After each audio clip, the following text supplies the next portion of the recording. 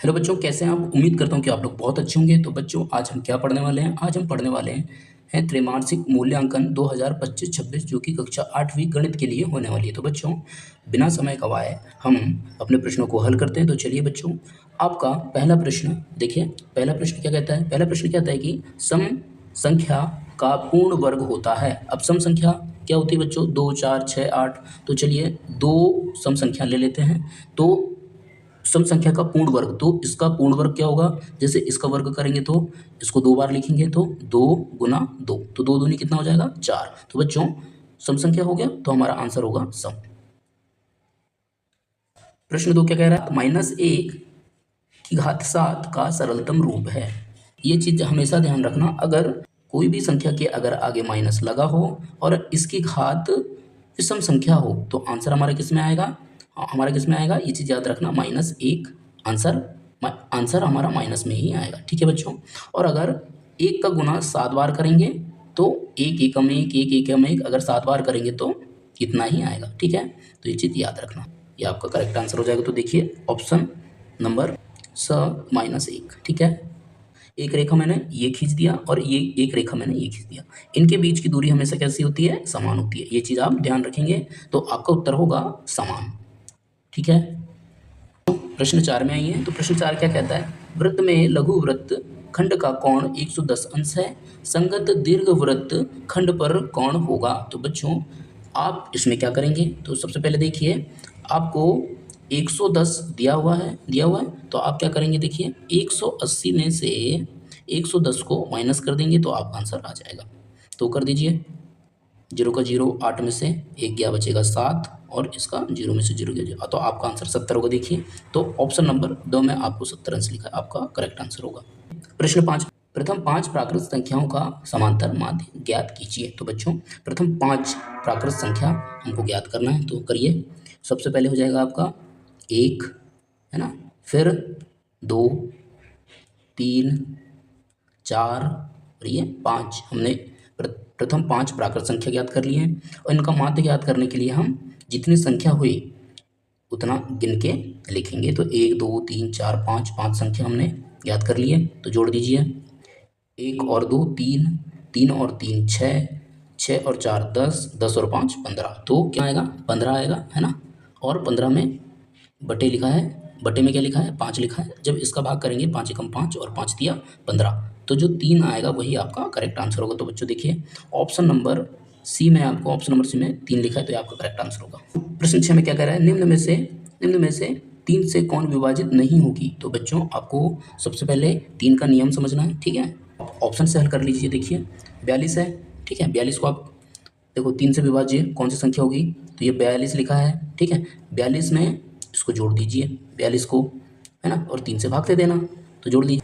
4 और 2 6, 6/3 चला जाएगा भाग 3 से। ठीक है, वैसे देखो 7 + 8 को जोड़ो तो कितना आएगा? 15, जो कि 3 से ये भाग चला जाएगा। ऐसे देखो 13, तो 13 3 से नहीं जाएगा। ठीक है, 30 हमारा 3 से कट जाएगा, है ना। ऐसे ही बच्चों, जो विभाजित नहीं होगा तो आपका आंसर होगा 13। 13 विभाजित नहीं होता। प्रश्न 7, जांच कीजिए 3, 4, 5 पाइथागोरस त्रिक है अथवा नहीं है, आपको ज्ञात करना है बच्चों। ठीक है, तो सबसे पहले आप देखेंगे कि देखो 3, 4, 5 है ना, तो 3, 4, 5 पाइथागोरस त्रिक बोला है। तो देखिए सबसे पहले तो आप एक कोण बनाइए, तो सबसे ज़्यादा लंबाई 5 की होगी, तो यहाँ 5 कर लो। ठीक है, और यहाँ 3 है और यहाँ 4 है। अब पाइथागोरस त्रिक में एक काम कीजिए, देखिए अब ये 3 का वर्ग है प्लस 4 का वर्ग है बराबर, ये जो बड़ी वाली लाइन है ये 5 का वर्ग हो जाएगी। ठीक है, तो देखो इसके बराबर आना चाहिए। ठीक है, 5 के वर्ग के बराबर आना चाहिए, तो 3 का वर्ग हो जाएगा, 3 × 3 = 9, 4 का वर्ग हो जाएगा, 4 × 4 = 16 बराबर 5 का वर्ग हो जाएगा, 5 × 5 = 25। तो जोड़िए 16 और 9 को जब जोड़ेंगे आप तो कितना हो जाएगा? 25 बराबर यहाँ हो जाएगा 25, तो आपका ये आपका आंसर हो जाएगा। प्रश्न 8 देखिए बच्चों, -4 की घात 14 गुना -4 की घात 7। ठीक है, -4 कोष्टक में क्या लिखा है? ये 14, है ना, गुना -4 कोष्टक में क्या लिखा है? 7। बच्चों, जब भी अगर आपकी जो संख्या -4 समान है तो इसको एक बार लिखोगे और आपकी जो घात होगी गुने में जुड़ जाती है। ठीक है, तो घात जुड़ जाएगी तो क्या हो जाएगा? देखिए 14 + 7 बराबर क्या हो जाएगा? -4, है ना। जोड़ दो, 14 और 7 कितना हो गया, 21 हो गया। तो बच्चों ये आपका आंसर हो जाएगा। प्रश्न 9, 6 सेंटीमीटर का रेखाखंड खींचकर 6 सेंटीमीटर का रेखाखंड खींचकर 5 समान भागों में विभाजित कीजिए। तो सबसे पहले एक चीज़ यहाँ आपको बताता हूँ, आप भाग दे दीजिए, तो आप 5 का भाग दे दीजिए 6 में, ठीक है, तो दे दीजिए, तो आपको 1 की वैल्यू पता हो जाएगी, है ना, तो आप निकाल सकते हो ऑटोमेटिक।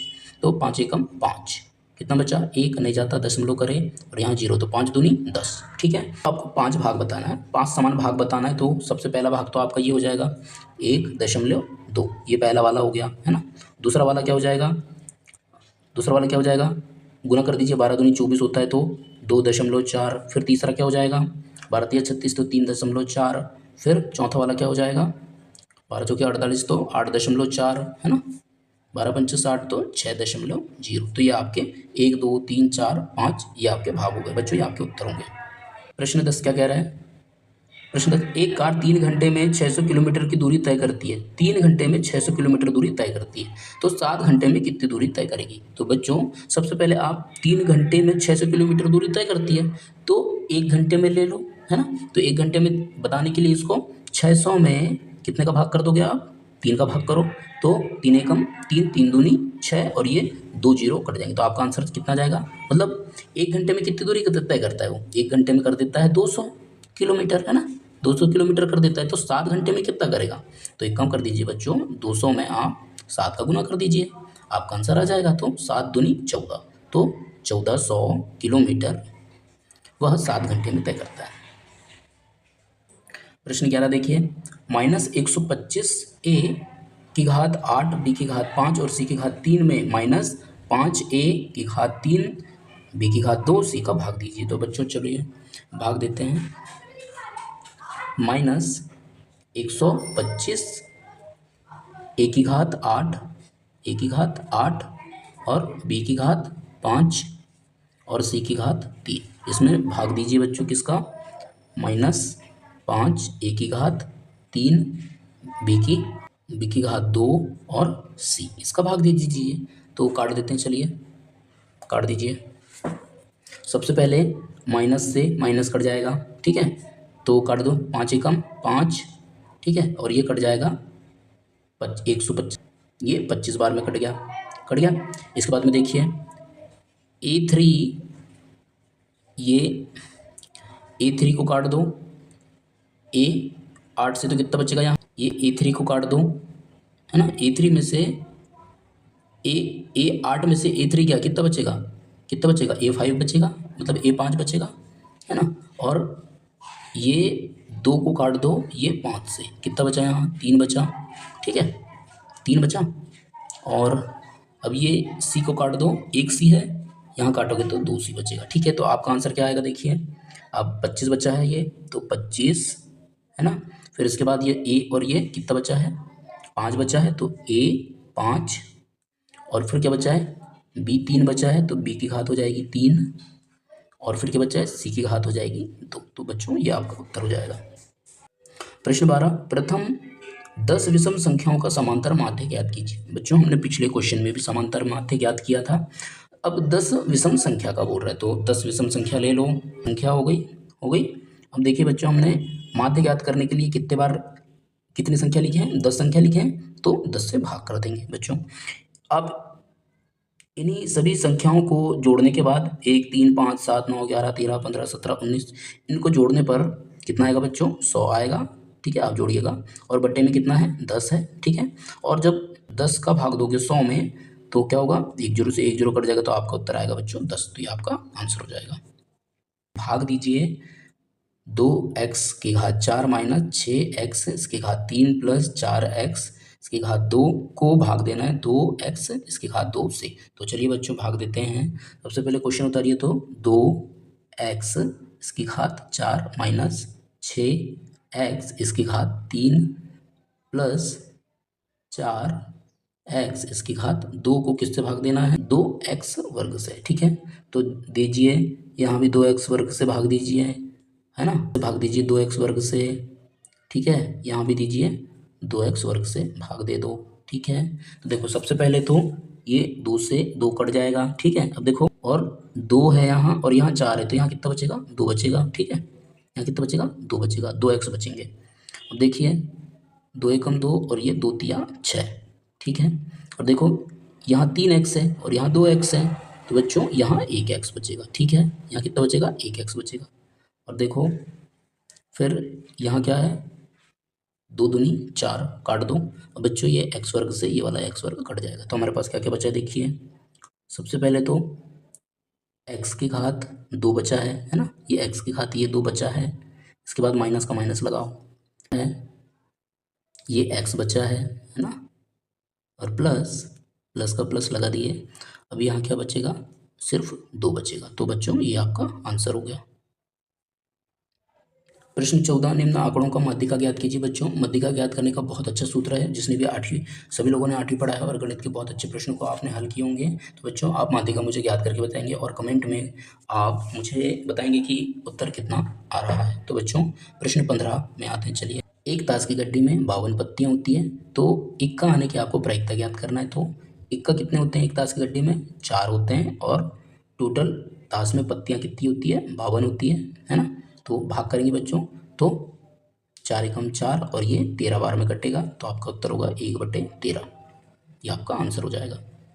9409 का आप अगर वर्गमूल ज्ञात करेंगे तो आप 97 आप चेक करिएगा, ठीक है। 16, 10 की घात 5 माइनस 10 की घात 5 का गुणनखंड ज्ञात कीजिए। तो बच्चों यहाँ बहुत सरल क्वेश्चन है, देखिए। सबसे पहले क्वेश्चन होता है 10 की घात 5 लिखा है माइनस 10 की घात 5। तो बच्चों जब 10 की घात 5 और 10 की घात 5 इसको माइनस करेंगे तो आपका आंसर कितना आएगा? 0 आएगा, ठीक है बच्चों। तो आपका आंसर हो गया। 17 हल कीजिए। पहला क्वेश्चन देखिए बच्चों, 7x का गुना सबसे पहले आप 15x में करेंगे, तो कर दीजिए। 7 15 सत्ते 105, तो 105 और ये x और x मिलके x का वर्ग हो गया, है ना, 2x हो गए। और फिर 7x का गुना इसमें कर दीजिए, तो देखो 7x है, फिर आगे बढ़ोगे इसके, तो ये माइनस का माइनस लगा दो।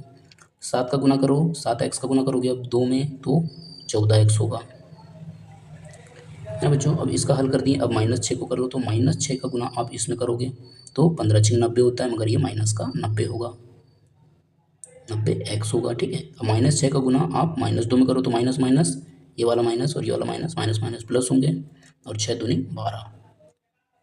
बच्चों घटा दीजिए। तो सबसे पहले देखिए ये बड़ी संख्या है 105 x का स्क्वायर, इसको ऐसे ही रहने दीजिए। अब देखिए -90x और -14x, तो माइनस माइनस प्लस होता है, तो जोड़ दीजिए। बड़ी संख्या के आगे माइनस है, आंसर माइनस में ही आएगा। तो 90 और 14 को जोड़ोगे आप, तो क्या आएगा? बड़ी संख्या के आगे माइनस है, पहले माइनस लगा दीजिए। अब माइनस माइनस प्लस होता है, तो जोड़ दीजिए। प्लस सॉरी 4 ये x है प्लस 12, ये बच्चों आपका उत्तर हो जाएगा। एक क्वेश्चन बता रहा हूँ, सेकंड वाला आप कर लीजिएगा। तो बच्चों एक संतरे का मूल्य 48 रुपये, एक संतरे का मूल्य, तो 108 संतरे का मूल्य होगा। एक संतरे का मूल्य कितना है? 48, और 108 संतरे और होंगे तो कितना होगा बच्चों? गुणा कर दीजिए, जो आएगा आंसर आपका, ठीक है। तो चलिए